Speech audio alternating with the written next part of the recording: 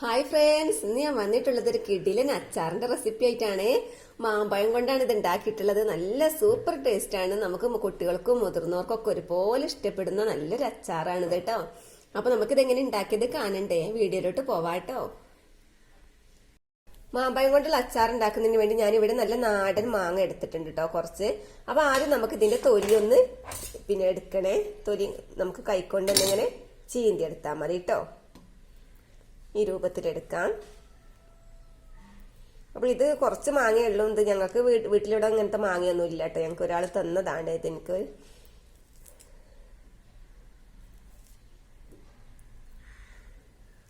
ഈ രൂപത്തിൽ നമുക്കിത് മുഴുവനും ഇങ്ങനെ ചീന്തിയെടുക്കാം കേട്ടോ.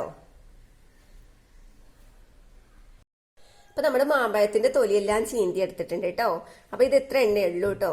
അപ്പൊ ഏറ്റവും ചെറിയ നമ്മൾ മാമ്പഴം എടുക്കുമ്പോൾ ഏറ്റവും ചെറിയ നല്ല നാടൻ മാങ്ങ നോക്കി എടുക്കാൻ ശ്രദ്ധിക്കണേ. ഇനി നമുക്കിതിലേക്ക് വേണ്ട സാധനങ്ങൾ എന്ന് പറഞ്ഞാൽ കുറച്ച് പച്ചമുളക്, വെളുത്തുള്ളി, ഇഞ്ചി, ഉലുവ, കടുക്, കുറച്ച് വാളൻപുളി വേണം കേട്ടോ. അത് വെള്ളത്തിലിട്ട് നന്നായി കഴുകി ഇതിന്റെ നീര് പിഴിഞ്ഞെടുക്കണേ. വാളൻപുളി നന്നായി വെള്ളത്തിലിട്ട് പിഴിഞ്ഞെടുക്കണം കേട്ടോ. പിന്നെ കുറച്ച് കാശ്മീരി മുളക്, സാദാ മുളക്, പിന്നെ ആവശ്യത്തിന് ഉപ്പ്, വെളിച്ചെണ്ണ, ഇത്രയും സാധനങ്ങളാണ് ഇതിലേക്ക് വേണ്ടത് കേട്ടോ. നമുക്കിനി അച്ചാർ ഉണ്ടാക്കിയെടുക്കുക കേട്ടോ.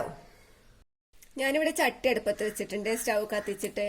അപ്പൊ ഇതിലേക്ക് നമുക്ക് എണ്ണ, വെളിച്ചെണ്ണ എന്താ നിങ്ങളിൽ ഉള്ളതെന്ന് വെച്ചാൽ ഒഴിച്ചു കൊടുക്കട്ടെ. ഞാനിപ്പോ വെളിച്ചെണ്ണയാണ് ഒഴിച്ചു കൊടുക്കുന്നത്. എണ്ണ ഒഴിച്ചു കൊടുത്താലും മതി. ഒരു ടേബിൾ സ്പൂണിൽ അധികമായിട്ട് വെളിച്ചെണ്ണ, നമുക്ക് ആവശ്യത്തിന് അച്ചാറൊക്കെ ഇടാനുള്ള ആവശ്യത്തിന് വെളിച്ചെണ്ണ ഒഴിച്ചു കൊടുക്കുന്നത് കേട്ടോ. 2 ടേബിൾ സ്പൂണോളം ഒഴിച്ചു കൊടുത്തിട്ടുണ്ട്. ഇപ്പൊ വെളിച്ചെണ്ണ ചൂടായിട്ടുണ്ട്. ഇതിലേക്ക് നമുക്ക് കടുക് പൊട്ടിച്ചു കൊടുക്കാം കേട്ടോ. കടുക് ഇട്ട് കൊടുക്കാം.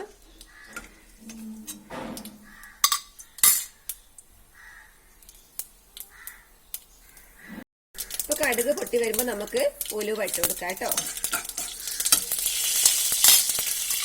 ഇനി നമുക്കിതിലേക്ക് പച്ചമുളക്, വെളുത്തുള്ളി, ഇഞ്ചി, കറിവേപ്പിലയും ഒക്കെ ചേർത്ത് കൊടുക്കാം കേട്ടോ. അതാ കറിവേപ്പില ഇട്ട് കൊടുത്ത് നന്നായി ഒന്ന് വഴറ്റിയെടുക്കണേ.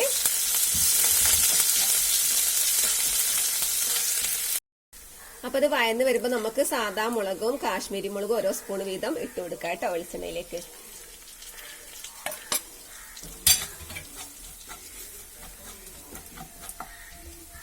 നമുക്ക് ഈ മാമ്പഴല്ലേ ഇത് ഇതിലേക്ക് ഇട്ട് കൊടുക്കാം. വെളിച്ചെണ്ണ മുളക് ഇട്ട് കൊടുത്ത് അധികം ഇത് കരിഞ്ഞു പോകട്ടോ. മുളക് പൊടി വേഗം തന്നെ നമ്മൾ ഒന്ന് ഇളക്കി കൊടുത്തതിന് ശേഷം മാമ്പഴം ഇട്ട് കൊടുക്കാം കേട്ടോ. ഒന്ന് ഇളക്കി കൊടുക്കാം.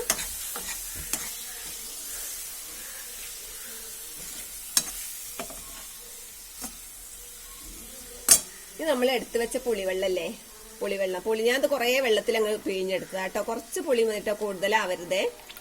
അപ്പൊ ഇത് പിഴിഞ്ഞെടുത്തിട്ട് നമ്മൾ ഇതിലേക്ക് ഒഴിച്ചു കൊടുക്കാം കേട്ടോ. കണ്ടോ, ഇത് തെളിവെള്ളാണേ. അധികം കട്ടിക്ക് പുളി എടുക്കരുത് കേട്ടോ, കുറച്ച് മതി.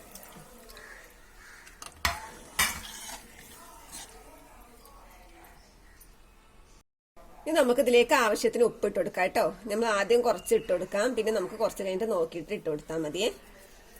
ഇട്ട് കൊടുത്ത് നന്നായി തിളക്കട്ടെ. ശരിക്കും അടച്ചു വെച്ചാൽ പുളിവെള്ളം വറ്റുന്നത് വരെ നമുക്കിത് വേവിച്ചെടുക്കാം കേട്ടോ.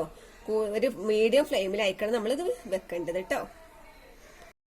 ഇപ്പൊ നല്ലതുപോലെ തിളച്ച് വരുന്നുണ്ട് കേട്ടോ. കണ്ടോ, ശരിക്കും കുറുകി വരുന്നുണ്ട് കറിയൊക്കെ.